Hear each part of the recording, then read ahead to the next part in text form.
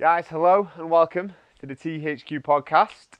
In this episode, what we're going to be talking about is the best way to get a six pack. So we hear it all the time, and to be honest, a lot of us probably shouldn't necessarily strive for amazing six pack abs. Yet, when you look around the walls of the THQ, a lot of people have achieved that. What we should try to aim for is at some point getting as lean as we possibly can, building with them foundations, and then we should always, once we've built from them foundations, we should always be very happy with our mid-session section, especially the way when we sit down and in our clothes, and definitely be confident to always go swimming or anytime go on holiday or anything like that. So there is what we should be aiming for when it comes to getting a six pack, is having that confidence with our midsection and feeling confident. So the facts are you need to be eating less calories than what you're burning off. That's really the basics of it. We need to be eating in a calorie deficit for us to drop body fat. That is the only really way.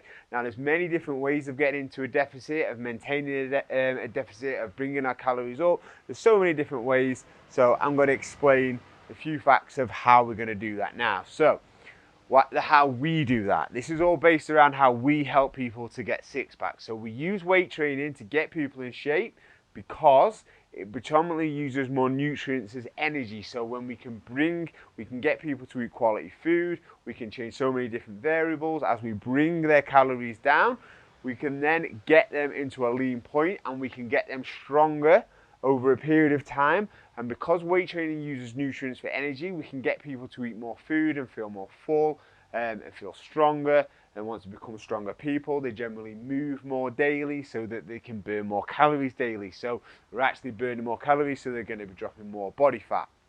The way we obviously teach people to lift weights is very intense, but do you need cardio? Like this podcast is titled how to get a six pack. Do you need to do cardio to get a six pack? The basic answer is no. We can expand on that in so many different directions when it comes to health or anything.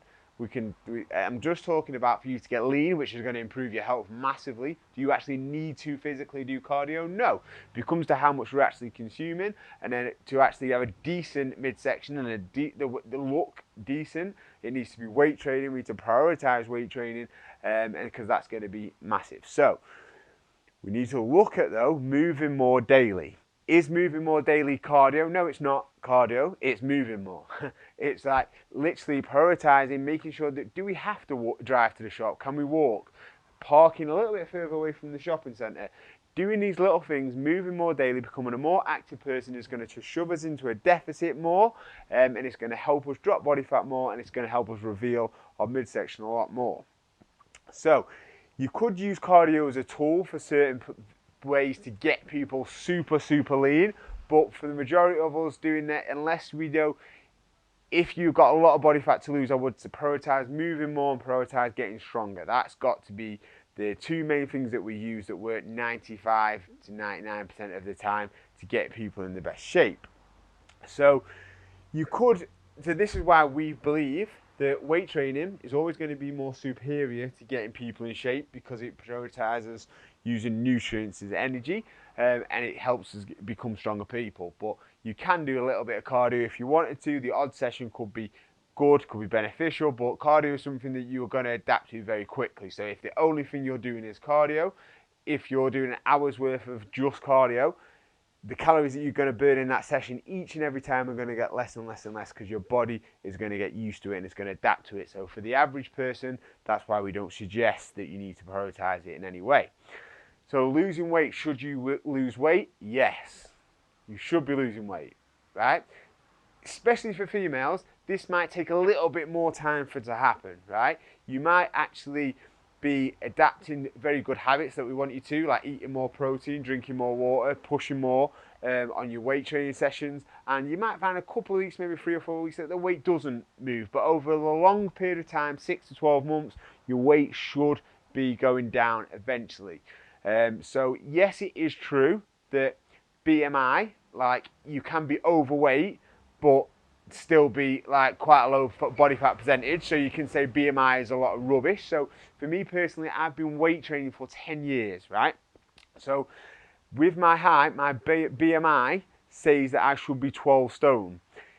Yet I know when I get down to 12 stone, that is very hard for me to maintain. I cannot miss a meal because I'm hungry. If I miss one meal, that's it. I'm an absolute arsehole. I'm ravenous.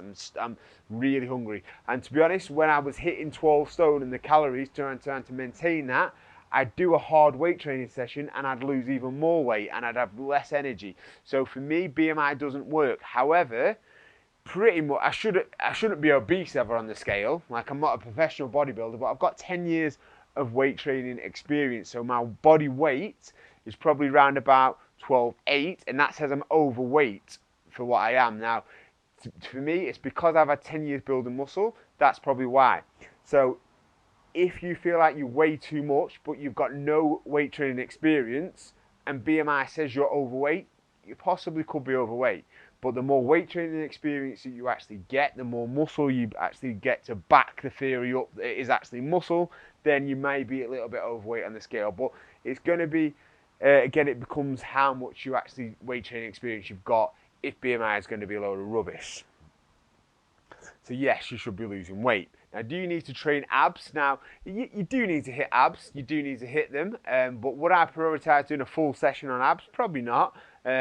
Sometimes for a little bit of enjoyment, like I have put out ab workouts, but generally what we're doing is we should be hitting full body workouts that include abs in our workout, and then maybe just tagging abs on throughout the week a little bit where we can. Like, it's not really something massive that we should be focusing on to get a decent midsection. If you want to really develop your abs to be really popping, if you've got really low levels of body fat, probably not majority of people watching this video, then yeah, you do need to prioritize abs a little bit more. But generally, to have a good midsection, you don't really need to do that too much. They're very genetic in their appearance, and if you bring that body fat down and you've got stronger over a period of time, following a decent weight training program, then you will have a decent midsection. So it's not really something to worry about training abs. But if you want to get lean as you possibly can, you have to go all into the process. That's it. You have to go all into the process. If you're not all in, committed at the start, I'm talking from a person starting their fitness journey, going all into the process, going all in, getting as lean as you possibly can, you will be happy with your midsection.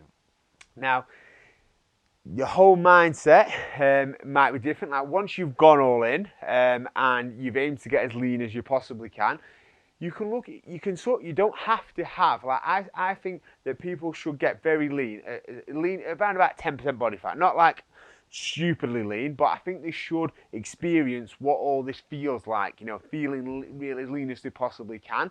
And then, life's too short to maintain that, like, to be that restricted and not say you can, not have this and not go out for a takeaway or not go out for a meal. So you don't want to be, life's too short to do that if you aren't investing in it. However, life's also too short to feel like crap, not avoid nights out, and not wear the clothes that you want. So once you've gone all into the process and you feel nice and lean, you should generally always be happy with your midsection. So that is still going to take some sacrifice.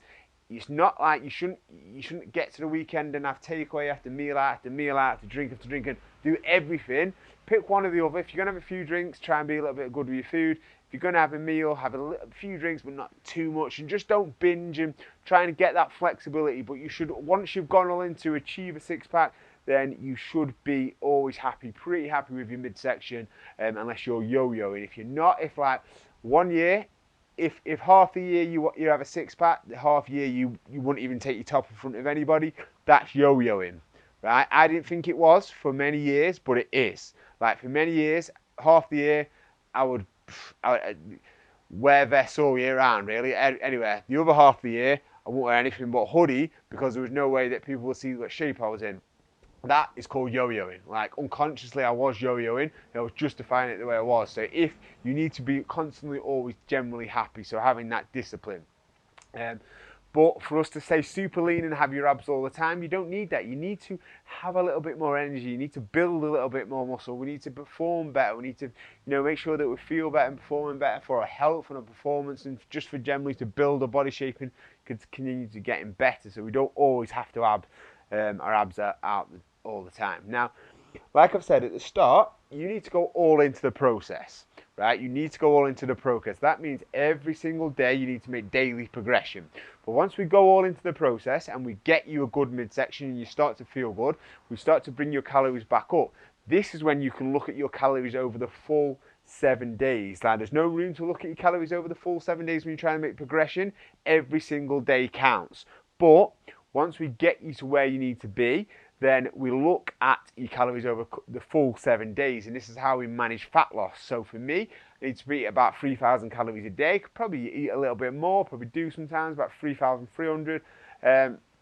That's what generally I try to eat by. So generally in the week, I eat about 2,000 to 2,100 calories Monday to Thursday, and then I increase my calories Friday, Saturday, Sunday. But I've got that discipline. I keep my foundational habits. I keep my good habits for not eating for the sake of it, not eating rubbish for the sake of it.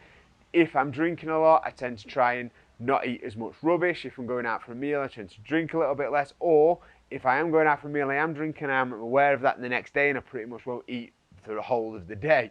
So you need to make sure that you have them disciplines and them natural habits for you to be able to increase that flexibility.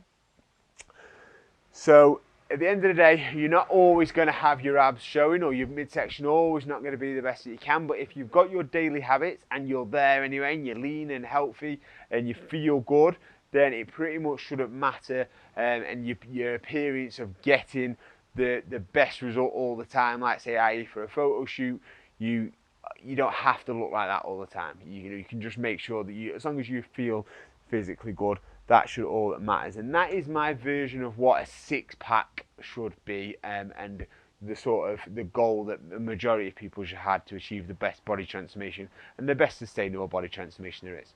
So guys, that concludes that episode. I hope you've enjoyed that. Anything I can help you with, click the comment link below, and I will be happy to answer any questions. Until next time, guys, thanks for watching, thanks for listening, and I will see you all soon. Take care.